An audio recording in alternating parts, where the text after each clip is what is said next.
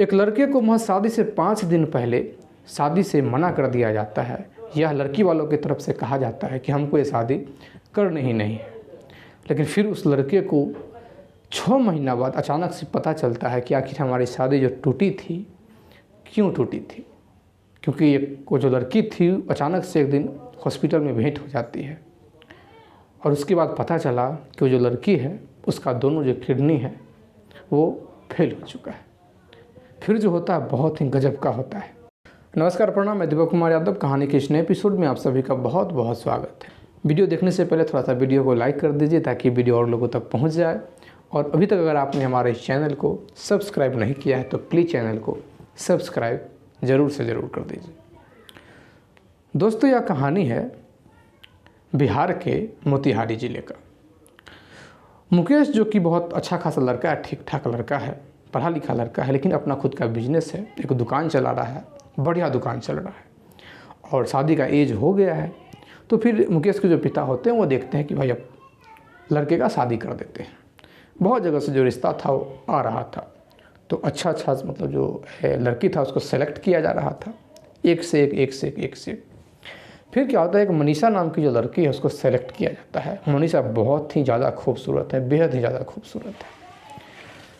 मुकेश जो था ये भी खूबसूरत था, स्मार्ट था और रंग थोड़ा सा मतलब कि प्योर गोरा नहीं था, थोड़ा सा मतलब सांवला तरफ था, काला भी नहीं था, सांवला लड़का था। लेकिन पर्सनैलिटी बहुत ही बढ़िया थी। लड़की बहुत ज़्यादा खूबसूरत है। देखते ही देखते प्रथम नज़र में ही मुकेश जो था वो पसंद कर लिया था। मुकेश ने डिसाइड कर लिया था कि शादी तो इसी लड़की से करनी है। फिर अपने घर वालों को अप्रत्यक्ष रूप से बैग से बता दिया था कि यहीं आप फाइनल करें, पैसा जो मिल रहा है उसी में आप फाइनल कीजिए। सारा कुछ जो तैयारी होता है धूमधाम से चलने लगता है, बढ़िया तरीके से, किसी प्रकार का कोई दिक्कत नहीं है। जितने भी मेहमान थे, मेहमान को बुलाया जाता है, मेहमान लोग आते हैं, हर एक चीज़ हो रहा है। जो शादी का जो विधि होता है वो भी जो होता है स्टार्ट होता है, हर एक चीज़ हो रहा है। अब महज शादी में 5 दिन बचा हुआ है। और क्या होता है कि बिहार में जब शादी होती है ना तो एक बड़ी पारने का विधि होता है जो कि शादी से 5 दिन पहले वो किया जाता है। अब चूँकि वो जो विधि होता है वो बड़ी बहन हो, अगर शादीशुदा हो या बुआ हो, उसका विधि होता है। फिर मुकेश का जो बुआ हुआ है वो आ चुकी है और ये विधि भी संपन्न हो चुका है। जैसे ये विधि संपन्न होता है, सारे जो महिला लोग थे वो गीत संगीत अपना कर रहे थे, हंसी मजाक हो रहा था, बहुत एक खुशी का माहौल था, आनंद में माहौल था। जो भी मेहमान जो कुछ उस विधि में आ सकते थे वो आ चुके थे। लेकिन अचानक से उस घर में एक मातम सा छा जाता है जब अचानक से अटेंडेंट से कॉल किया जाता है कि लड़की ने शादी से इनकार कर दिया है। शादी से लड़की ने इनकार क्यों किया किसी को नहीं पता। लेकिन जाहिर सा बात है कि जब भी चाहे कितना भी तैयारी क्यों ना हो, लेकिन अगर यह पता चल जाए कि लड़की ने शादी से इनकार कर दिया है तो फिर कुछ बोलने में नहीं बनता है, कोई प्रश्न चिन्ह खड़ा नहीं कर सकता है। लड़का अगर मना करता है तो बहुत सारा प्रश्न चिन्ह जो होता है खड़ा होता है, लेकिन जब लड़की मना कर देती है, लड़की वाले मना करते हैं तो फिर थोड़ा सा प्रश्न चिन्ह खड़ा होता है। लेकिन यह पता चले कि लड़की ने ही मना कर दिया, इनकार कर दिया, तो मुकेश टूट जाता है। पहले तो जाके बहुत रोता है, ऐना के सामने में खड़ा होता है। इसको रियलाइज होता है कि शायद हमारा जो थोड़ा सा रंग जो शायद मलिन है, शायद उतने हम गोरे नहीं हैं लड़की इतना, शायद यही कारण हो सकता है कि उसने मुझे रिजेक्ट किया है। और किसी भी लड़के के लिए एक बहुत बड़ा गम का विषय होता है कि भाई सारा कुछ तैयारी होने के बाद कार्ड जो था वो बढ़ चुका है, उसके बाद इस प्रकार से ऐसा घटना हो। जगह जगह जो होता है फ़ोन किया जाता है कि भाई शादी कैंसिल हो गई है, नहीं आना है। किसी को नहीं पता कि आखिर शादी कैंसिल क्यों हुई। जो मीडिएटर था, मीडिएटर कहता है कि मुझे भी नहीं पता है कि आखिर शादी जो था कैंसिल क्यों किया गया। बस ये कहा गया है कि शादी को कैंसिल किया जाए, यह शादी नहीं होगी।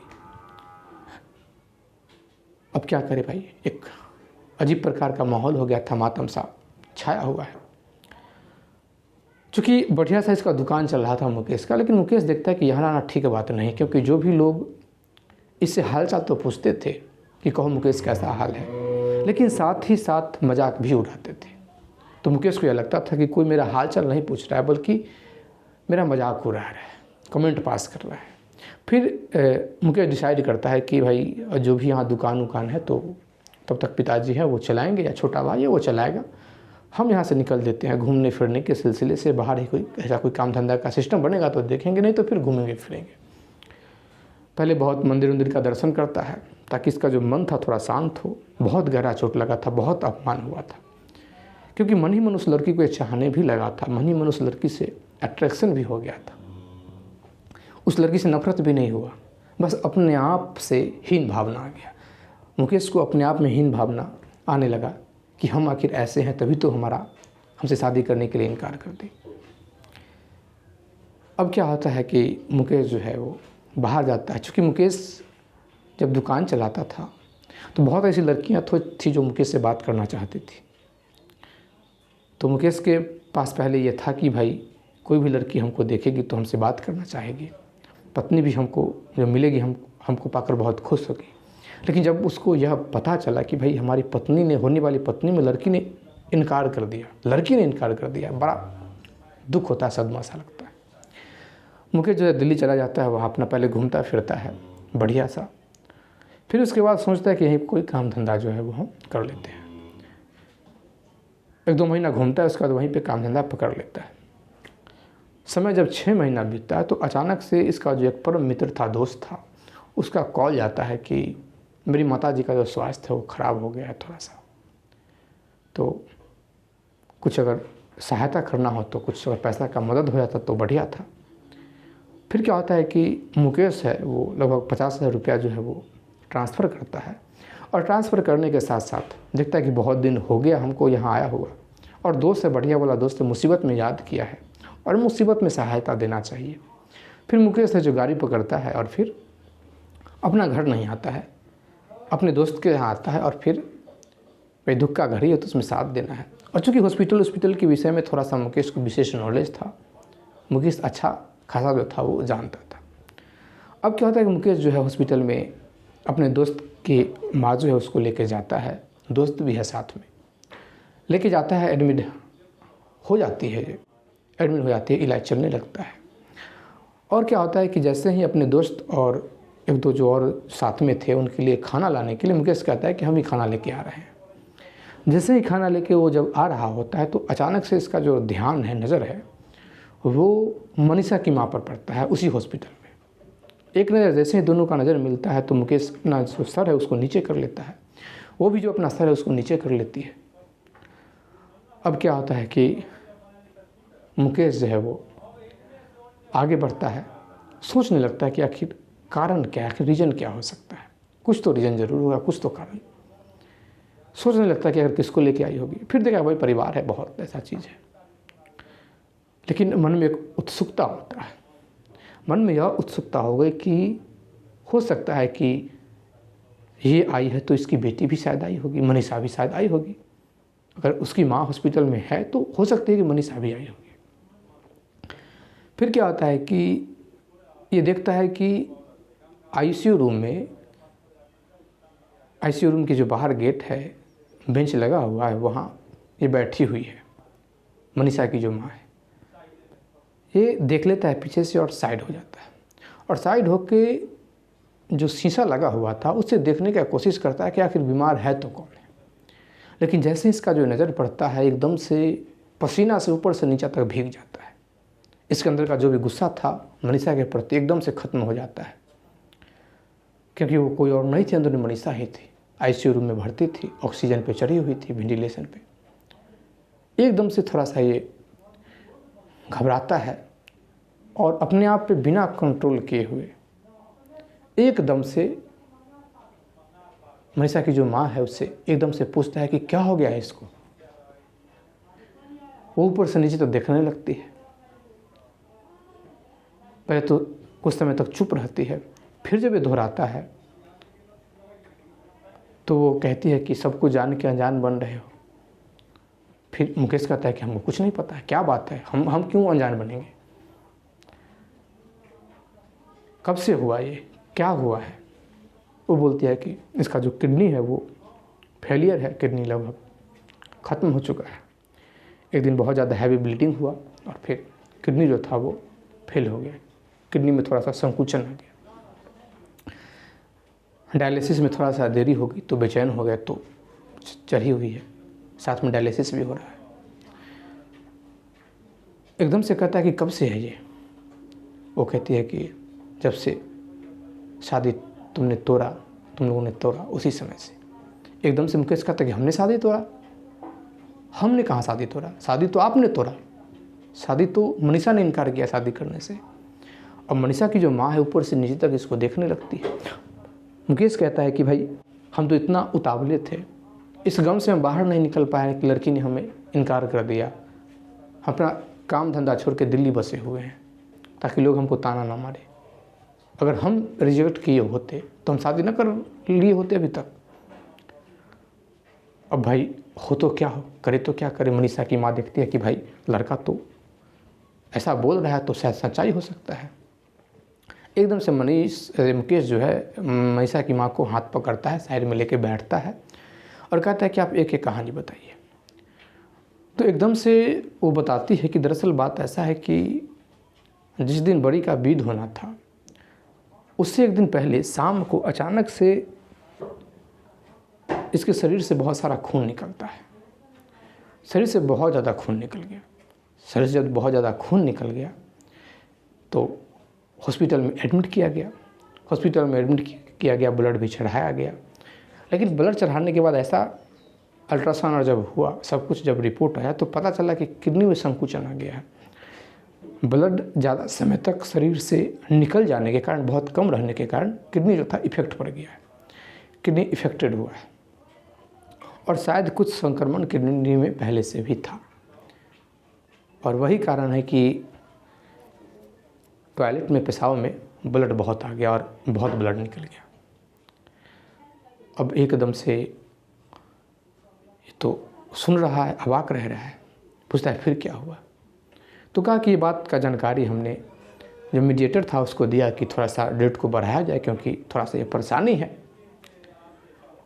हमने उनको क्लियर बता दिया कि हमको छुपाना ठीक बात नहीं है, चूँकि मनीषा के पापा कह रहे थे कि इस बात को छुपा देते हैं, लेकिन हमने कहा कि नहीं, छुपाना ठीक बात नहीं है। हमारी बेटी अगर अपने पास है तो इसका हम बढ़िया से इलाज कर पाएंगे, जो भी होगा उसको हम दिखवाएंगे। लेकिन जब शादी कर देते, जब उन लोगों को पता चल जाएगा कि हमारी मतलब झूठ बोल के शादी किया गया, तो फिर हमारी बेटी जो है मेंटल भी टॉर्चर होगी, फिर ठीक नहीं होगा। तो सच्चाई बता दिया जाए, फिर उन लोगों का जो इच्छा होगा करेंगे, शादी का डेट जो है वो बढ़वा दिया जाए। क्योंकि अभी तक हमको ये पता नहीं था कि ये कोई भारी बीमारी है। लेकिन जैसे ही जो कुछ रिपोर्ट होता है तो हमने जो मीडिएटर था उसको रिपोर्ट दिया और अचानक से उनका जो कॉल आता है, कॉल यह आता है कि भाई शादी ये नहीं होगी। शादी के लिए लड़के का जो पिता है और ख़ुद लड़का जो है वो इनकार कर दिया है कि शादी नहीं होगी और इस पर कोई प्रकार का डिस्कशन नहीं करना है। और चूँकि हम तो एक बीमारी से जूझ रहे थे, हम हॉस्पिटल में थे, तो हम डिस्कशन क्या करते। अब जिसकी बेटी हॉस्पिटल में जीवन और मौत से जूझ रही हो, क्या कोई फिर से शादी की बात चलाएगा? क्या इस चक्कर में पड़ेगा कि भाई शादी होगी कि नहीं? जिसका जान का लाला पड़ा हुआ है, फिर वो इस चक्कर में रहेगा। मुकेश सुनता है तो बड़ा इसको अजीब लगता है कि भाई हमने मना कर दिया, हम तो रोए हैं। एकदम से क्या होता है कि मीडिएटर था उसका कॉल करता है, कहता है कि हम आपसे मिलना चाहते हैं इमीडिएटली, अभी का अभी। वो कहता है कि भाई कहाँ हो तुम तो दिल्ली हो। तो कहता है दिल्ली नहीं, हम घर पे ही हैं, हम अभी पटना में हैं। फिर जो जगह बुलाया गया था वहाँ मुकेश जाता है। मुकेश कहता है कि असलियत बताइए कि आखिर हमारी शादी टूटी कैसे? बात तो वो नहीं है, लेकिन थोड़ा सा हमको अजीब लगता है, हम परेशान हैं कि शादी हमारी टूटी कैसे। लड़की ने हमको इनकार कर दिया, ये हमको अच्छा नहीं लग रहा है। तब वो जो मीडिएटर है वो कहता है कि बात ऐसा है कि शादी तुम्हारी तरफ से तोड़ा गया था, शादी उधर से नहीं तोड़ा गया था। हमने तो बस एक इन्फॉर्मेशन दिया था कि लड़की बीमार है, ऐसा ऐसा प्रॉब्लम है, किडनी फेलियर का चांस है, तो इधर से मना कर दिया और यह कहा गया कि लड़के की तरफ से मना है, आप यह कह देना कि लड़के की तरफ से मना है और कोई प्रकार का डिस्कशन हम नहीं चाहते हैं, तुम्हारे पिता के द्वारा कहा गया। जैसे ही सुनता है ब्राइस को ख़राब लगता है कि शादी करना न करना एक अलग बात है, लेकिन झूठ छुपाया गया। हम ये जो 6 महीना से जल रहे हैं इस आग में, ये तो मेरे साथ बहुत गलत हुआ है। फिर वहाँ से निकलता है, एकदम से हॉस्पिटल में जाता है। वहाँ मनीषा के पिता भी रहते हैं। एकदम से प्रणाम करता है हाथ जोड़ता है, माफ़ी मांगता है और कहता है कि देखिए हम आपसे माफ़ी मांगते हैं कि जो भी कुछ हुआ पारिवारिक मैटर था। गार्जियन लोग ऐसा सोचते हैं, शायद आप भी इस जगह पे होते तो वैसा सोचते, लेकिन हमसे झूठ बोला गया है। हमने कभी ऐसा निर्णय नहीं लिया है। हमको तो यह कहा गया कि भाई लड़की ने इनकार कर दिया। हम 6 महीना से ठीक से सो नहीं पाए हैं, अपमान में हम जी रहे हैं। आज से जो भी खर्च होगा इसका जिम्मेवारी हमारी है, मनीषा जो है हमारी है, इसका देख रेख हर एक चीज़ जो है वो हम करेंगे। फिर क्या होता है, चूँकि आईसीयू में भर्ती थी, क्रिटिकल कंडीशन था, तो उससे जब वो बाहर निकलती है डायलिसिस हो जाता है। फिर यह कहा जाता है कि फिर जो है 7 दिन के बाद फिर से लाया जाएगा, डायलिसिस फिर करना होगा। इलाज भी चल रहा था, लेकिन 6 महीना से इलाज चल रहा था, इलाज में कोई प्रभाव नहीं था, कोई ठीक नहीं था। फिर क्या होता है, इसको समझ में आ जाता है कि भाई ये शायद यहाँ ठीक नहीं हो पाएगी और इसका जो स्थिति होगा और क्रिटिकल होगा। चूँकि बहुत ऐसे आयुर्वेद के ज्ञाता से ये परिचय था इसका, उसके बारे में जानता था, सुन चुका था। फिर क्या होता है कि वो पतंजलि का सहारा लेता है और वहाँ जाने के बाद बहुत और भी जो योगाचार्य होते हैं, मतलब कि जो आयुर्वेदाचार्य होते हैं, अलग अलग जो पैथी है, हेम्योपैथिक, यूनानी, मतलब जो नेचुरल पैथी है, उसमें ये जानने की कोशिश करता है कि इसमें शायद इसका सही इलाज है। क्योंकि 6 महीना से जब बदलाव नहीं हो रहा है और डायलिसिस कितना दिन कराएंगे, अंतोगत्वा एक दिन ख़त्म हो जाना है, तो क्यों ना हम रिस्क ले लें। और फिर क्या होता है कि पूरा रिस्क लेता है। किसी को मुकेश नहीं कहता है कि हम कहाँ हैं, चुपचाप शादी कर लेता है और शादी करने के बाद पत्नी को दिल्ली लेके चला जाता है। वहाँ ही तमाम तरीके के जो डॉक्टर्स होते हैं समय समय पर चेक भी कराता है। और इसका विश्वास तब बढ़ गया जब थोड़ा दिन ही इलाज करने के बाद 1-2 बार डायलिसिस कराना पड़ा। उसके बाद वो जो टाइमिंग था वो बढ़ने लगा। 7 दिन के बाद 10 दिन, 12 दिन, 15 दिन, फिर महीना दिन, और बिल्कुल कम्प्लीटली 3 महीने में ठीक हो जाती है, बिल्कुल ठीक हो जाती है। शादी ये कर ही रखा था। जब बिल्कुल ठीक हो जाती है तो एकदम से अपनी पत्नी को सीधा घर लेके आता है। जब सारे लोग देखते हैं तो बड़ा आश्चर्य में पड़ते हैं। फिर एक एक बात मुकेश कहता है कि भाई ऐसा ऐसा बात है, आप लोगों ने अच्छा नहीं किया। आखिर हमारा इसका मिलना था तभी तो शादी फिक्स हुई थी। मान लिया जाए कि ये घटना शादी से 2 दिन पहले घटी, अगर ये शादी के बाद घटती तो। इसलिए हमको जिम्मेवारी से नहीं भागना चाहिए था। अरे कम से कम शादी तो नहीं टालना चाहिए था। ये देखते कि आप कहते कि भाई टाल देते, ये कहते कि भाई बाद में देखेंगे, ठीक हो जाएगी तो फिर देखेंगे, लेकिन आपने इनकार ही कर दिया। कितना बड़ा मुसीबत टूटा होगा उस परिवार पे। फिर मुकेश के जो पिता है वो भी गलती जो अपना रियलाइज़ करते हैं कि हमने जल्दीबाजी में शायद फैसला ले लिया। हमको भी बाद में एहसास हुआ कि शायद उस लड़की के साथ, उस बच्ची के साथ हमने बहुत गलत किया। लेकिन फिर डर भी तो लग रहा था कि भाई एक बीमार लड़की को कैसे ला सकते हैं। घर में बीमार जब होता है तो शादी एक खुशी का माहौल है, बीमार को ले आएंगे तो फिर एक दुख का माहौल हो जाएगा, यही सब सोच के। लेकिन मुकेश कहता है कि बिल्कुल ठीक है, आप किसी प्रकार का अब आपको सूद मूड जोड़ के इसको प्यार देना पड़ेगा। और वास्तव में जो मुकेश को जो घर वाले हैं बहुत ज़्यादा मान और सम्मान इसको देते हैं। सब गलती भी फील किए थे इस बात को कि हमसे गलती हुई है। और फिर से जो एक शादी होने वाली थी 6 महीना बाद फिर से एक हो जाते हैं। दोस्तों कहते हैं ना कि जिससे शादी होनी है शादी उससे ही होती है, चाहे बीच में लाख बाधाएं आ जाए। शादी जिसके साथ होना है उसके साथ ही होगी, क्योंकि कहते हैं ना कि भाई 7 जन्म का रिश्ता है। एक का कर्म जो होता है दूसरे पर प्रभाव डालता है, तो ऐसे ही नहीं डालेगा, कुछ रिश्ता पहले का ज़रूर है। अगर पति के ज़मीन जायदाद में अगर पत्नी का हिस्सा बनता है तो इसका सीधा संबंध है कि कोई संबंध ज़रूर है, कोई बात ज़रूर है कि हिस्सा मिल रहा है। सिर्फ मांग में सिंदूर भरने से हिस्सा नहीं मिल जाता है, कुछ तो ज़रूर बात है। खैर, अगर आप इसी प्रकार का और भी स्टोरी सुनना चाहते हैं तो प्लीज़ हमारे चैनल को सब्सक्राइब कर दीजिए, लाइक कर दीजिए, कमेंट कर दीजिए, शेयर कर दीजिए। जय हिंद, जय भारत। और हाँ, एक और मेरा यूट्यूब चैनल है, उस पर भी हम स्टोरी डालते हैं, स्टोरी बाय दीपक 2 के नाम से। आप उसको भी सब्सक्राइब कीजिए, बिल्कुल सब्सक्राइबर्स पे नहीं है, नया चैनल है, उसको भी आप लोग सपोर्ट कीजिए और आगे बढ़ाइए। जय हिंद, जय भारत।